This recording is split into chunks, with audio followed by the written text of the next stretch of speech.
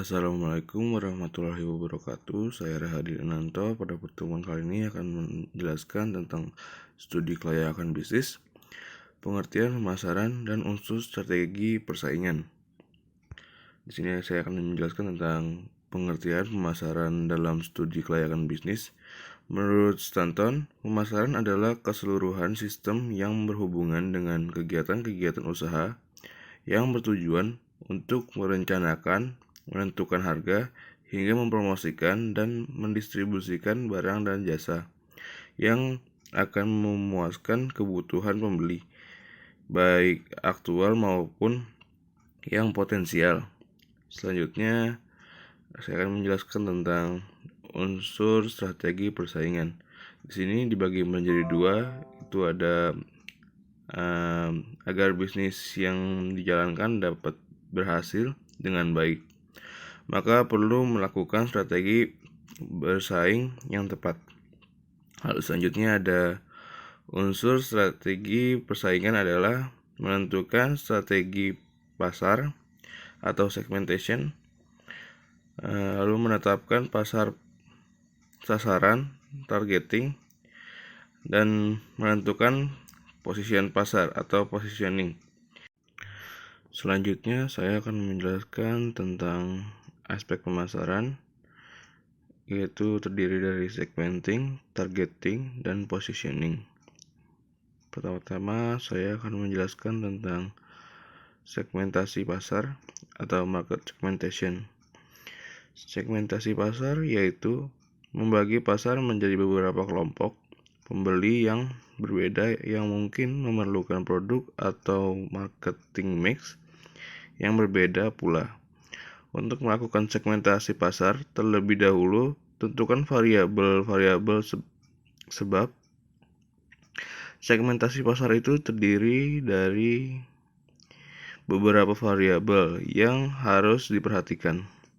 Hal ini bertujuan agar segmentasi yang telah dilakukan sesuai dan tepat sasaran.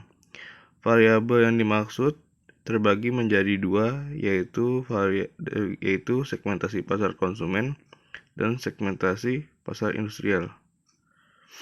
Selanjutnya itu ada dasar-dasar segmentasi. Itu ada geografis, terdiri dari daerah, sejuk, panas, pantai, dan lain-lain. Lalu ada demografis, itu ada umur, jenis kelamin, agama, pendidikan, kepadatan, dan penghasilan. Lalu ada sosiologis, itu ada kelas budaya dan kelas sosial dan sebagainya. Selanjutnya ada psikografis, itu ada kepribadian, sikap, manfaat, produk, dan sebagainya. Lalu ada syarat segmentasi, itu ada measurability, accessibility, dan substansibility. Selanjutnya saya akan menjelaskan tentang targeting. Targeting adalah menetapkan pasar sasaran adalah langkah lanjut setelah Anda memilih segmentasi pasar, di mana Anda harus mengevaluasi keaktifan setiap segmen yang telah dipilih sebelumnya. Ketika menetapkan pasar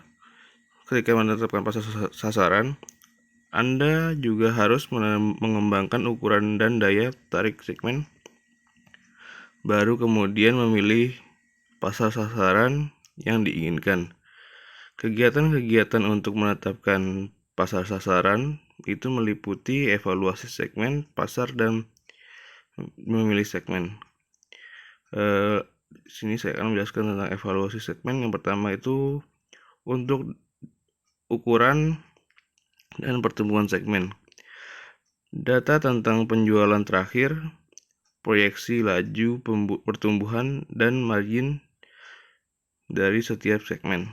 Lalu yang kedua ada melihat persaingan yang kuat dan agresif pada produk yang sama, serta memperhitungkan ancaman produk pengganti. Yang ketiga ada sasaran dan sumber daya. Pengusaha dengan memperhatikan sumber daya manusia tersebut, keterampilan yang dimiliki. Selanjutnya itu positioning. Positioning adalah strategi terakhir untuk menentukan posisi yang kompetitif untuk produk atau suatu pasar. Tujuan untuk membangun dan mengkomunikasikan keunggulan bersaing produk yang dihasilkan ke dalam mindset konsumen. Lalu ada strategi penentuan posisi pasar. Pertama itu ada harga, lalu kesempatan pengguna. Selanjutnya ada kelas pengguna, lalu ada menjadi brand teratas pada pasar sejenis. Yang kelima itu ada produk. Sekian dari saya. Wassalamualaikum warahmatullahi wabarakatuh.